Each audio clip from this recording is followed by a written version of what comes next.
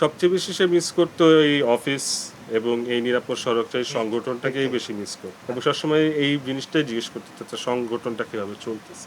মানে ওভাবে করেই বলা যে সড়ক নিয়ে কোথায় কি কাজ হচ্ছে। ওখানে ডাক্তাররাও প্রথমে একটু অনিচ্ছা প্রকাশ করেছিল, কিন্তু তারপরও তারা রিস্ক নিয়ে যতটুকু সম্ভব জিনিসটা করেছে। আর মানে ইকুইপমেন্ট ওয়াইজও তাদের ফ্যাসিলিটিও আমাদের দেশের থেকে অনেক বেশি আছে, কারণ দেখা গেছে যে এই ধরনের ট্রিটমেন্টে যেই জিনিসগুলো লাগে ওদের ওখানেই তো উদ্ভাবন করা হয় প্রথমে, তো সেটা একটা সুবিধা পাওয়া গেছে। মানে একদম উন্নত মানের একদম লেটেস্ট টেকনোলজি এখন যে রেডিয়েশনের তরফই বলুন, যদি দেখি আমরা মানে যে ধরনের রেডিয়েশন তাকে দেওয়া হয়েছে, যেটা একদম ব্রেনকে স্ক্যান করে শুধুমাত্র ওই টিউমারকেই টার্গেট করে রেডিয়েশনটা দেওয়া হয়, যাতে করে শরীরে বাকি অংশে কোনো প্রভাব না পড়ে।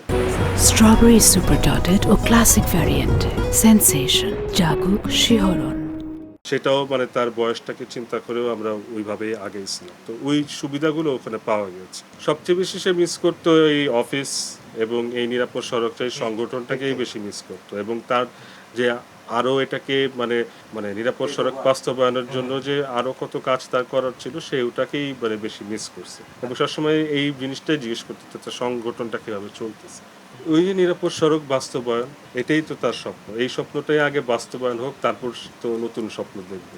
আসলে যেটা এতক্ষণ ধরে মানে হয়তো শুনছেন যে আসলে তো মেন স্বপ্নটাই হলো নিরাপদ সড়ক নিয়ে। তো যখন আবু প্রথম অসুস্থ হলো, অসুস্থ হওয়ার পর যখন ট্রিটমেন্টের জন্য গেল, সংগঠনটা আমাদেরই মধ্যে মানে আমাদেরকেই মানে বলতে গেলে এই দায়িত্বটুকু উনি বুঝিয়ে দিয়ে গিয়েছে। আপাতত তো আমি নিরাপদ সড়কের ভারপ্রাপ্ত চেয়ারম্যানের রোলটা আদায় করে যাচ্ছি, তো ওইটাই আব্বু মনে করেন সবসময় তার পাশে রেখেছে ছোটবেলা থেকে। এই যে 5 বছর বয়স থেকে আব্বুর পাশ থেকে এই আন্দোলনের সাথে জড়িত, প্রত্যেকটা মিছিল, মিটিং, ট্রেনিং বলেন, ইভেন আব্বুর সাথে প্রত্যেকটা সরকারি মিটিং টিটিং অ্যাটেন্ড করা কি হচ্ছে, এবং সবসময় আমাকে মানে ওভাবে করেই বলা যে সড়ক নিয়ে কোথায় কি কাজ হচ্ছে। মনে করেন ইংল্যান্ডের আইর্যাপের ওই রোড স্টার ম্যাপিং থেকে শুরু করে আপনার সেফ সিস্টেম অ্যাপ্রোচের ট্রেনিং ইন্ডিয়া থেকে নিয়ে আসা পর্যন্ত সবসময় এগুলোই আব্বুর মাথায় ছিল, যে এগুলোর ব্যাপারে জানো কি করতে হবে, কিভাবে অন্য দেশের যে ভালো অভিজ্ঞতাগুলোকে কিভাবে এই দেশে সাজানো। মানে ছোটবেলা থেকেই আসলে এই দায়িত্বটাকে বুঝিয়ে দেওয়ার জন্যই তৈরি করা এবং আমাদের সংগঠনের সবাইকেই মানে